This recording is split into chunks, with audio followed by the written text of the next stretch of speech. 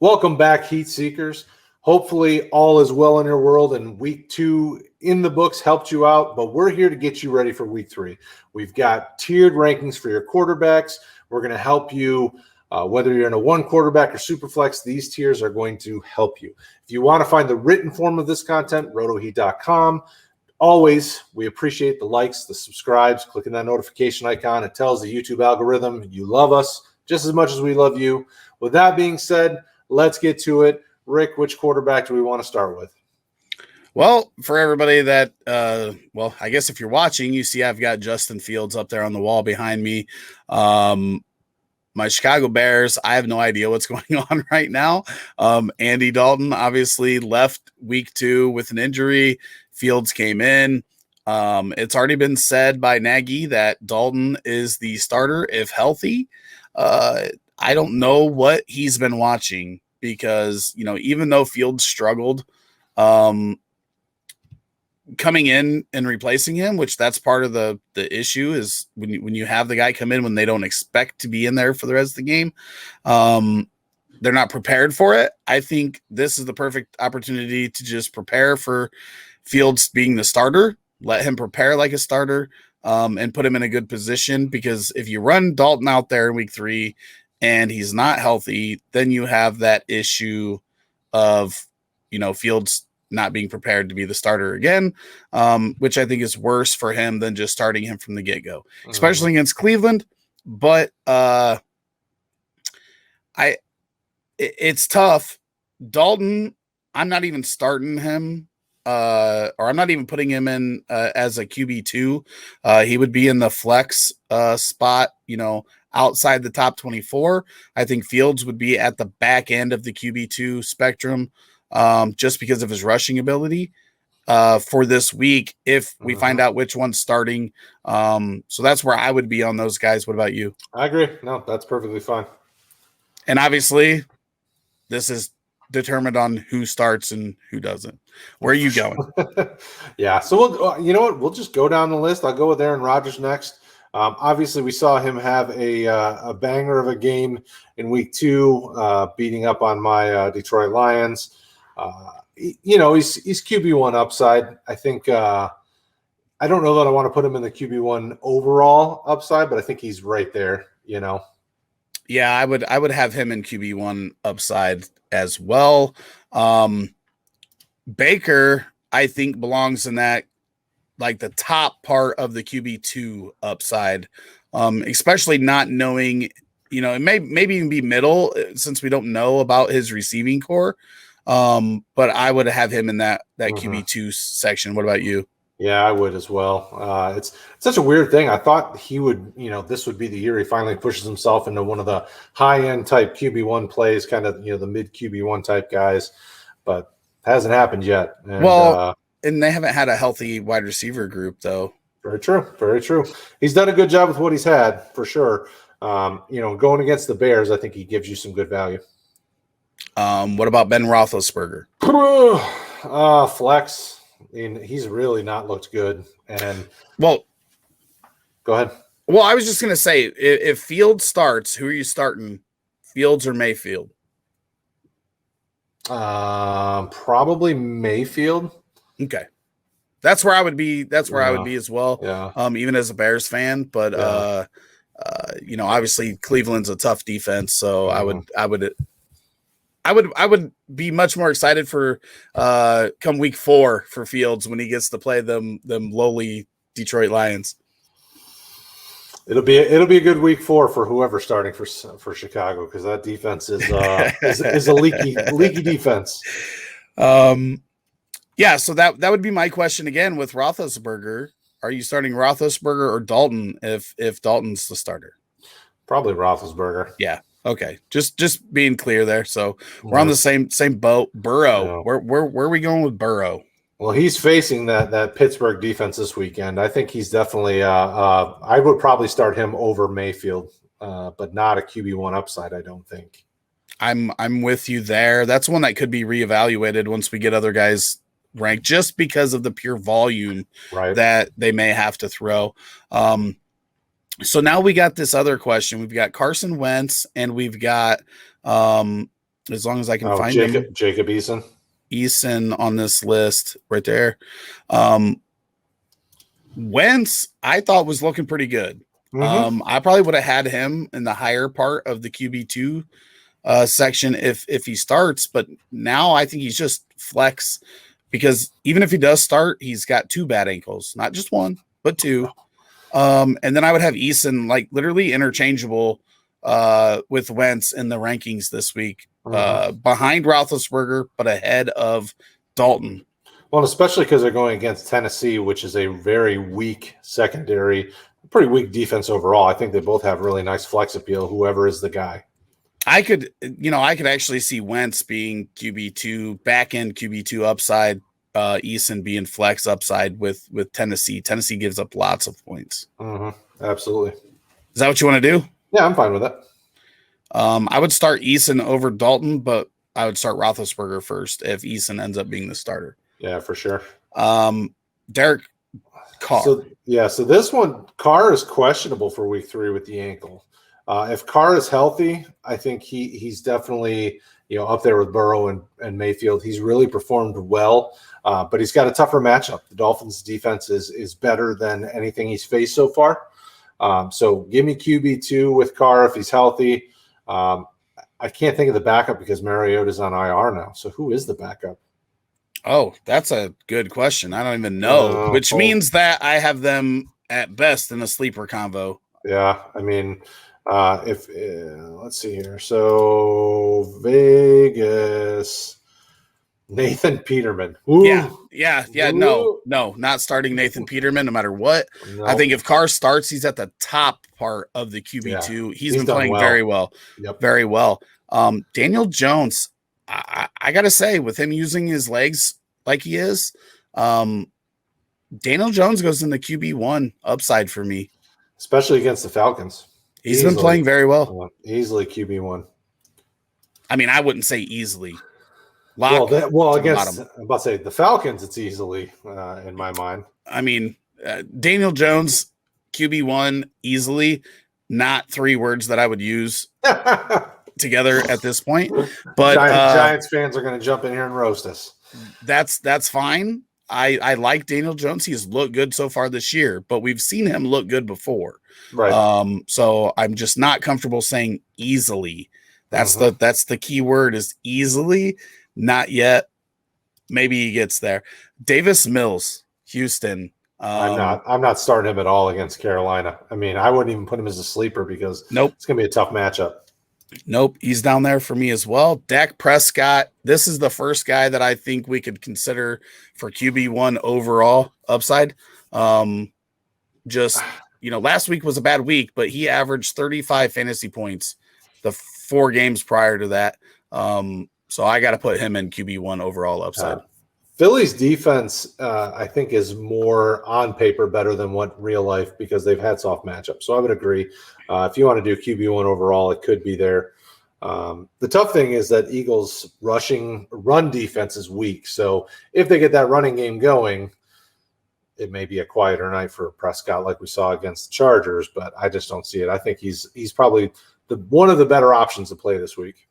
Yeah, he's definitely up there for me. So Josh Allen's in next. What do you think about Josh Allen? He's got to be QB1 upside, but he's not started off the season all that well from a fantasy perspective. I agree. He's close to getting pushed out of that category for me. So that's where I'm at with Allen. Jacoby Brissett. And we'll go ahead. Was Tua ruled out already? I know it was some no, the MRI came back negative, so I don't necessarily think he's out just yet. I would put both of them in sleepers. Yeah, I mean at this point it's about the best we can do because even with it's a tough matchup. The Raiders have been a really good team so far. Jimmy Garoppolo. I mean, he's a flex because I probably play him over Eason and Dalton, but probably not Big Ben. See, I think he's got to be in the QB2. I play him over Big Ben right now. So? Doesn't throw a lot, but he's efficient. I would put him in the QB2 I'm starting him in a super flex league if I've got him, unless I just happen to have three really good quarterbacks. So I would have him in QB2. I'm fine with that. That's fine. I put him lower, but yeah. I mean, I'm starting Garoppolo over Fields. Sure, I could see that. Jared Goff. I'm putting a QB1 upside here against the Ravens. I mean, the Ravens' defense is weak, and Detroit is okay throwing it. I mean, he's averaged he had 38 attempts week 1 against a weak 49ers defense and put up over 30 fantasy points. And then week 2 here against Packers, he threw 26 times and put over 20 points fantasy-wise on the board. So I think against the Ravens defense, which is not great against the pass, he's got to get you QB1 upside. I am not on board with that at all. I figured you wouldn't be, but I'm producing. I'm starting Carr and Burrow over Goff no matter what. So maybe if we're too low on them, I think maybe we need to come back to Goff because we've got a lot of guys that we need to talk about that I feel like are in that category, and maybe we get him a little bit higher than I want, but I don't see how you start him over Carr. I think Carr's just way more consistent, more options. Burrow just has more talent around him, so that would be my hesitation there. Why don't we just go to Herbert? I've got him in QB1 upside, but not number 1 overall. Let me flip this hat backwards so that we forget what labels on the front. Because I don't want people to think I'm biased. This offense is not got options in the passing game, and he's still being successful. All right, go ahead and go on to Herbert. What do you think about him? I already said, but you weren't listening because it has nothing to do with being biased. I'm not starting him over Carr and Burrow. Goff. Herbert, I have as a QB1. I mean, so far, I guess it all depends on scoring format, but Herbert's done well. I mean, over 300 yards passing and a touchdown, but he's also chucking interceptions every week too so far this year. And it's not like he's had super tough passing defensive options. I mean, he's gone against Washington, who's been a bit soft in the secondary, and Dallas, who's soft in the secondary. And yet he's still, a low-end QB2, which is super strange to think about. Now he gets the Chiefs, which is a better defense, because Tyrann Mathieu's back and Frank Clark's back. And it's tough for me to love Herbert as a high-end QB2 option. I would be, like you were just saying with Goff, I'm probably starting Carr and probably even Burrow over him just because of the matchups they have this week. But I don't think I would start I don't think I'd start Mayfield over Herbert. No, I mean, I'm starting Herbert ahead of Daniel Jones. The touchdowns haven't been there. And for fantasy, I'm not worried about his interceptions because they're not going to take him out of the lineup. No, I'm as I'm thinking through this, I'm thinking through where do these guys rank in my mind and who am I starting this guy over? I know I'm saying that I'm starting him over all the guys in the QB2 upside and Daniel Jones in the QB1 upside. This is a guy that was, going off the board as the 4th, 5th quarterback, through 2 weeks. It's not changing my mind because he's not ranked, high enough in the fantasy production so far. So, I mean, it looks like we're not going to have any QBs in the QB1 upside.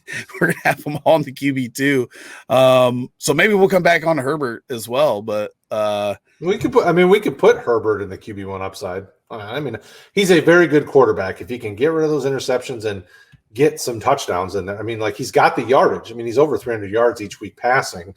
So the yardage is there. It's just we're not seeing it turn into, touchdowns and that's the struggle for me there. But he's QB1. I mean, he's great. I love the kid. Well, I thought you just said you'd start Mayfield over him. No, I said I would start Burrow and Carr, but wouldn't start Mayfield over him. Oh, yeah, I wouldn't start either. We'll have to come back on him. This is why it's easier with 3 people, so we have a third because we're just kind of screwed with 2 of us. Hurts has to be in QB1 conversation. I'm starting him right now over Rodgers because this dude just runs for a bunch. He's got like an 8-point floor because of the rushing ability. Yeah. And And he's going against Dallas, so that's a good matchup. Yeah, and it's a good matchup. I think he's a way better fantasy quarterback than he is a real quarterback, but for sure. QB1, and I could see starting Rodgers over him, but Hurts has to be right now in the top 5 conversation, I think, for me for QBs on this, like talking about this week. Yeah, week to week. Jameis Winston. 5 touchdowns week 1, 0 and 2 interceptions. He's trying to even that back out and get us to 30 and 30. Yeah, he's facing the Patriots, which is a pretty solid defense. So I'm starting Roethlisberger over him. What about you? I am too. I would start him over Eason and Dalton, though. Yep. Yeah. I'm okay with that. We finally agreed. Kirk Cousin has to be in QB1 talk. Yeah. He has to throw a lot. He's throwing all over the place. So where do you have him ranked with these 3 that are here? Probably after Hurts, but ahead of Daniel Jones. That's exactly where I was thinking. Kyler Murray. Oh, do we have a question? Actually, about to say he's probably number 1 overall. Yeah, I was going to say, there we go. Lamar Jackson. Yeah, he's up there. QB1 upside for sure. Yeah, I'm starting him over Aaron Rodgers. Yeah, probably this week against Detroit. He might even be ahead of Dak. I mean, he's going to be a ton of rushing. So I'm with it. Mac Jones. Flex. I'm probably starting him over Eason. Yeah, I'm okay with that. You okay with that? I just feel like he's not going to give you like the 40-point week. He's not going to, or 30-point week. But he's probably going to get you 15, like week in and week out, with a smaller range of outcomes, 20 to 12, in there. But he's not super sexy, but he will get the job done. Yeah, he's just safe, right? Yep. He's safe. Yep. Stafford or Matt Ryan. Oh, I mean, I'm starting him ahead of. He's probably QB2 upside. I mean, because I'd probably start him ahead of Fields, Garoppolo. Yeah, probably Wentz too. I don't know. The Mayfield one's a tough one. He's going against the Giants, which has been a pretty solid matchup. So yeah, that's fine. Anywhere there is good for me. Yeah, I think just the volume, the passing volume that's going to be there gives him that 300-yard, 2 to 3 touchdown upside. Especially we have seen the Giants give up some passing yards. Matt Stafford has to be in here, right? Oh yeah, I'm probably starting him above Cousins and Jones. He won't have much of a running game against Tampa, but Tampa they're soft. They've given up pass. So. Yeah, they've given up a lot of pass yards. Yeah, I mean, 1, 2, whatever you want to put him at. I mean, he's that. If you have him, you're starting him, right. No doubt. Tannehill's kind of a interesting. That's a tougher one. I would say probably QB2 right now until we see some more efficiency from this passing game. Yeah, I mean, probably at the top though, right? I'd start him over Carr. Well, he's facing the Colts this week, and that's typically a pretty tough matchup, especially with how weird that offense has been. But yeah, I'm probably okay with that. I mean, he's in that category right there. Russell Wilson, he's got to be anywhere in that row. Yeah, probably there, right? What about? Here's the question: Allen versus Russ. Who do you want to start? Russ. So I think really we should probably move Russ up here. And this is too many guys. I think Allen probably needs to come down here, right? I mean, he does have the number 1 overall upside, but just the way everything's been going so far, I think these are the 5 guys I'd rather have. Right. Actually, we got to put another one up there, right? I'm about to say he's got to go up there too. 5 touchdowns this week or something. Yeah, he just keeps playing and keeps balling out. So he's definitely got QB1 overall upside. Darnold, I think, is definitely one of those high-end QB2s, the way he's been playing. I'm probably not starting him over Burrow or Carr, but he's been really good so far. If you're saying that about Darnold, I think you got to have Bridgewater in that same category, right? Yeah, absolutely.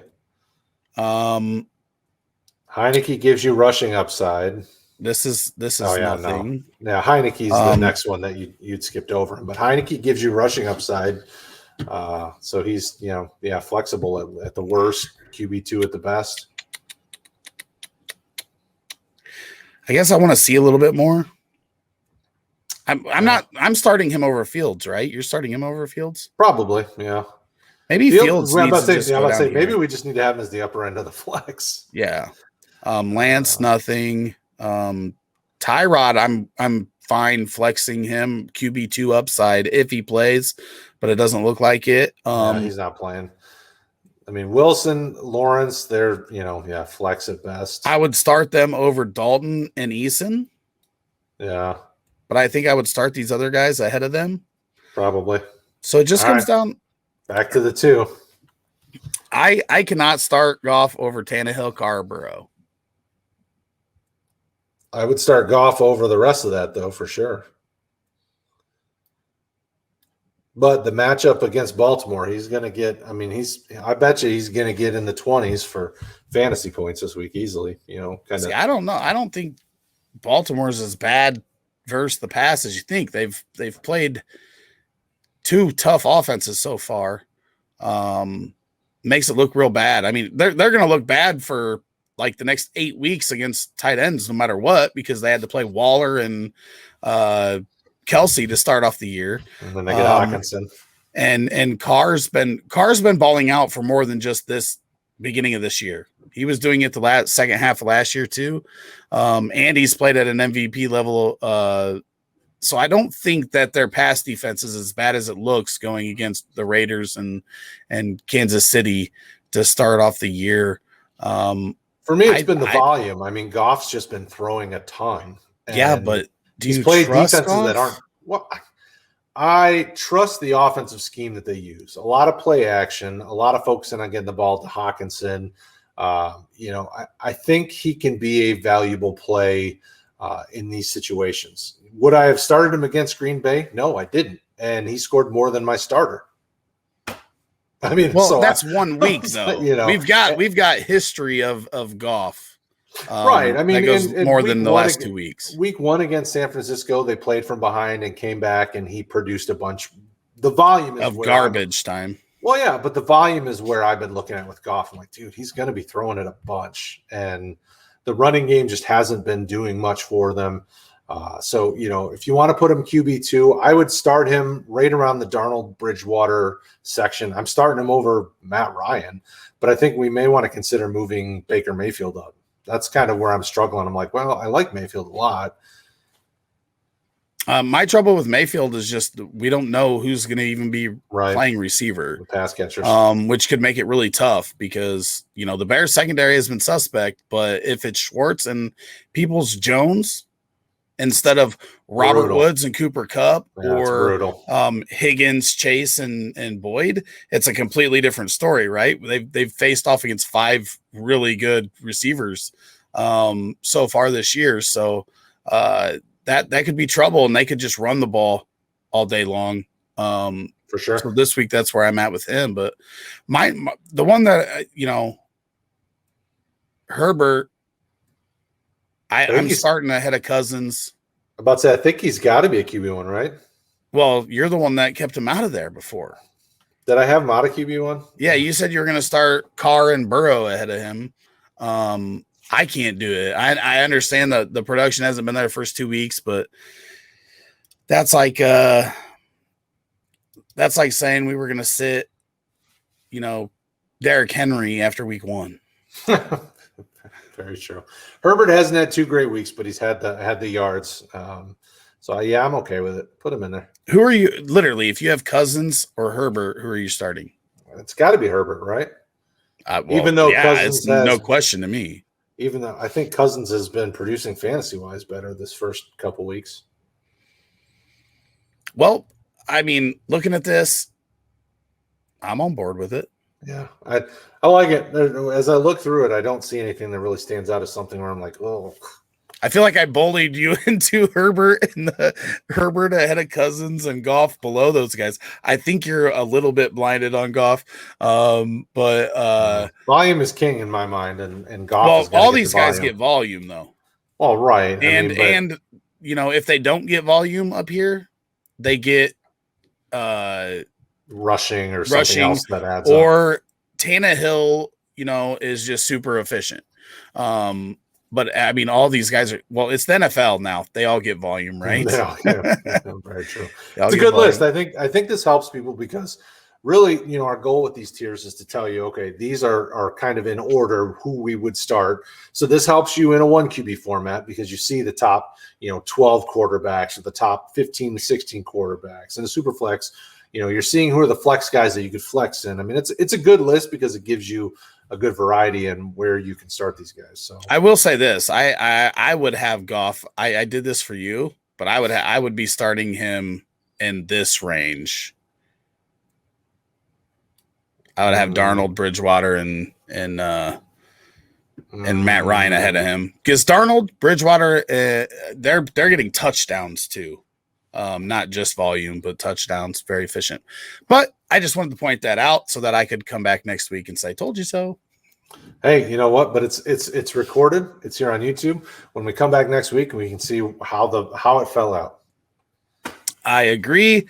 Why don't you send us out, Brad? That's it, man. We're done. So hopefully this helped you guys out. If you have questions or your comments, what did we get wrong here? Tell us why in the comments below. We do appreciate the feedback, your thoughts, and you know, we thank you guys for hanging out with us. As always, if you need us, rotoheat.com. Don't forget to check us out on Discord. You can jump in Twitter and send us messages. Whatever you need to do to be successful, we're here to help. We thank you guys. We'll talk to you again next week, and good luck.